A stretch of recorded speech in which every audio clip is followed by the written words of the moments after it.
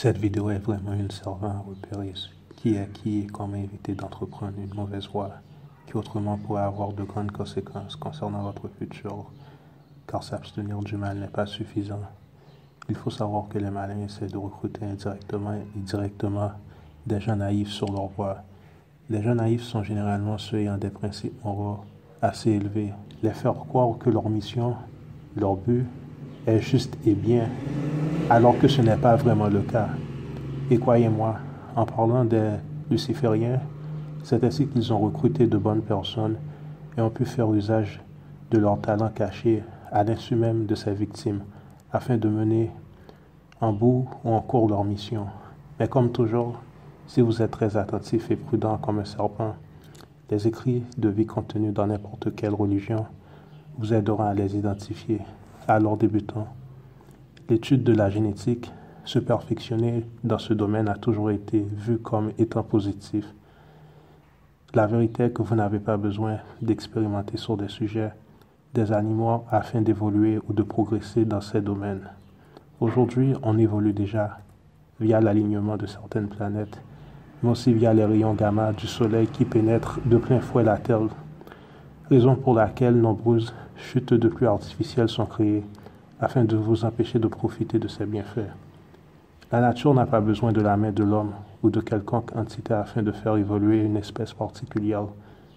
Le temps venu arriver, le reste s'en chargera, comme aujourd'hui. Alors pourquoi cet avertissement?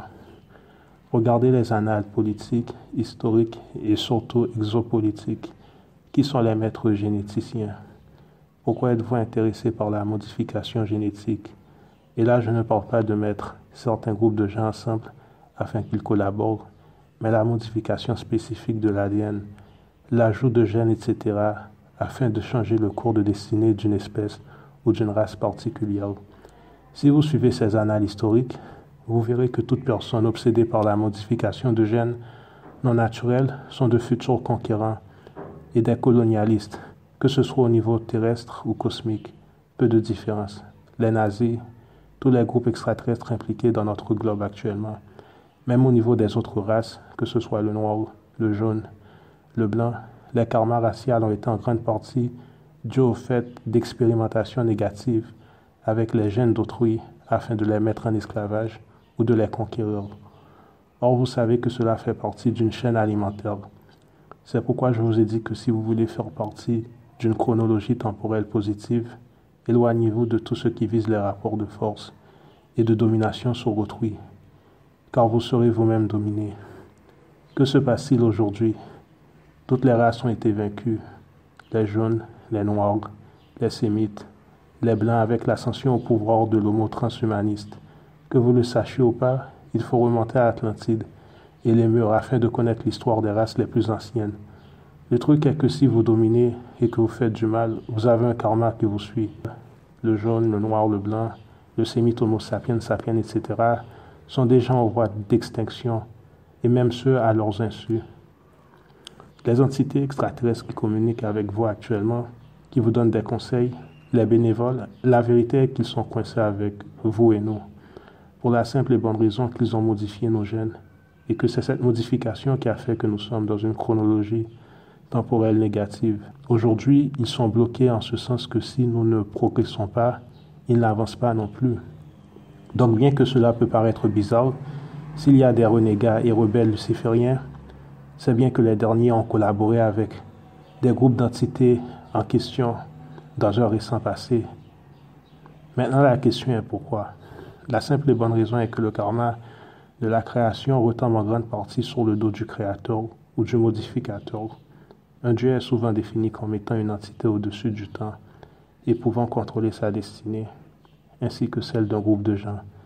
Si cette déité particulière vous fait prendre une mauvaise tournure, il est aussi responsable du karma que paient les gens de cette certaine destinée. Alors oui, les fautes du père sont visitées sur les enfants jusqu'à la 4e génération. Mais laissez-moi vous dire aussi que les fautes du fils, en cas de mauvaise éducation, sont également retournées sur le père pour 4 générations. C'est en fait l'effet d'ascenseur. Puis Dieu dit que la terre produise de la verdure, de l'herbe portant de la semence, des arbres fruitiers donnant du fruit selon leurs espèces, ayant en eux leur semence sur la terre. Et cela fut ainsi.